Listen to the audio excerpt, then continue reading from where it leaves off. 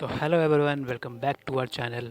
आज हम 300 नाम की मूवी का एक्सप्लेनेशन करने वाले हैं। ये कहानी है एक ऐसे योद्धा की ने ना कभी अपने घुटने टेके और ना ही किसी के सामने अपना सर झुकाया। कहानी है एक ऐसे राजा की जिसने अपनी प्रजा को बचाने के लिए चंद मुट्ठी भर सिपाहियों को लेकर लाखों से जंग लड़ ली। ये कहानी है एक ऐसे रानी की ने अपने राजा को बचाने के लिए अपने आप तक को बेआबरू कर दिया। इस कहानी में है सच्चाई, दर्द, प्यार और बहादुरी। कहानी की शुरुआत में हम कुछ स्पार्टन्स को देख पाते हैं जिनके हाथ में एक बच्चा होता है और स्पार्टन्स का मानना था कि अगर वो बच्चा नाटा, खोबड़ा या मेंटली डिस्टर्ब हुआ तो उसे फना कर दिया जाता था, यानी कि उसका स्पार्टन्स में कोई वजूद ही नहीं रहता था। ये स्पार्टा कॉम जन्म देती थी सिर्फ उन जंगी योद्धाओं को जो अपने देश, अपने राजा और अपने आप के लिए शहीद हो जाना फक्र की बात मानते थे। पर हम इस कहानी के लीड एक्टर लियोनार्डस को देख पाते हैं जिसकी उम्र इस वक्त 7 साल होती है। स्पार्टन्स का मानना थी कि 7 साल के बाद उस बच्चे के हार्ट ट्रेनिंग के लिए उसको अपनी माँ से दूर कर दिया जाता था। और साथ ही यहाँ बताया जाता है कि प्रैक्टिस में जितना पसीना यहाँ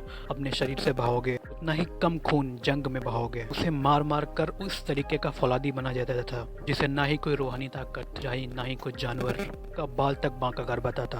अपनी 3 साल की ट्रेनिंग को पूरा करके जब लियोनार्डस 10 साल का हो चुका था तब उसे अंधेरी सर्द रातों में एक जंगल में छोड़ दिया जाता है। उस वक्त रात थी, वो लियोनार्डस की परीक्षा की रात थी। उसे एक भेड़िया दिखाई देता है जिसकी आंखें लावे की तरह सुलग रही थी, मगर लियोनार्डस के मन में खौफ नहीं था। ना तो उसके दिल में मरने का खौफ था और ना ही हार जाने का डर। सिर्फ था तो एक जुनून जो कि आज उस भेड़िए को जान से खत्म करने वाला था। उसके बाद में एक लियोनार्डस पतली गुफा में घुस गया। भेड़िया भी उसका पीछा करते करते उस गुफा में आया और मौका पाते ही उस लियोनार्डस ने अपना भाला उस भेड़िए के मुंह के आर पार कर दिया। अगर